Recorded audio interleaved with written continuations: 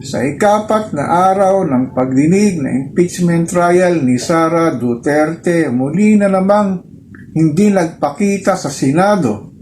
Grabe, talaga to si Inday Sara, may sariling sinasabing talagang mukha talagang hindi yata pupunta to sa Senado eh. Mukha lamang press release ng kanyang depensa, dadalo daw siya. At sinabi nga sa Senado na magdadala sila ng sariling equipment, coffee maker, refrigerator at may sarili pang caterer. O baka naman alam niya na hindi muna ihaharap so sila Lopez witness stand kaya hindi muna ito nagpakita. So bigyan natin siya ng benefit of the doubt. Baka naman sa susunod na pagdinig maaari na siyang sumuporta sa kanyang chief of staff.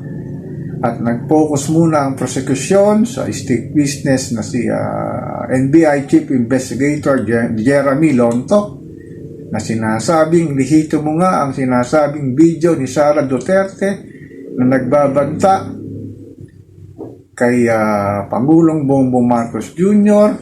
sa asawa niyang si Lisa Araneta Marcos at ang kanyang pinsan na ex-speaker Martin Romualdez.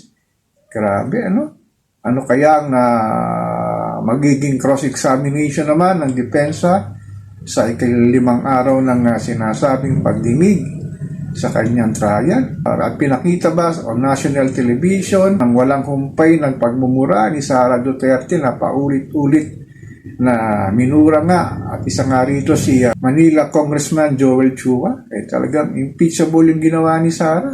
Nakakalungkot lang na isa kang nag-expire na maging Pangulo sa 2028 ng Republika ng Pilipinas. Pero gano'n lang yung attitude, grabe.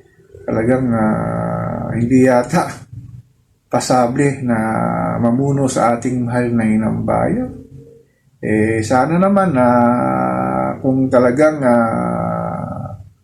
dadalo ka sa Senado, para nga na i-deny mo yung mga sinabi mong pagbabanta, pagmumura, siyempre, inanais mong maging Pangulo nga ng ating mahal na inang bayan, pero pag gano'n ang attitude mo, parang malabo na ikaw ay maging susunod na Pangulo ng Pilipinas. Talagang nakakalungkot lang sa mga nangyayari ito sa ating mahal na inang bayan, sa patuloy na pagdinig ng impeachment trial, 25 million pesos sa isang araw para lamang sa pagdinig kay Vice Presidente Sara Duterte. Abutin pa nga daw ito ng matagal Baka umabot pa raw ito ng mga, sa akala ko, 90 days lang, pero sinasabi sa tinatakbo ng impeachment ay lalagpas pa daw ito ng 70 araw. Talagang dapat talaga tayong magbiro naman siya sa mga susunod na araw, buwan, kung ano talagang kahantungan itong impeachment trial ni Sara Duterte.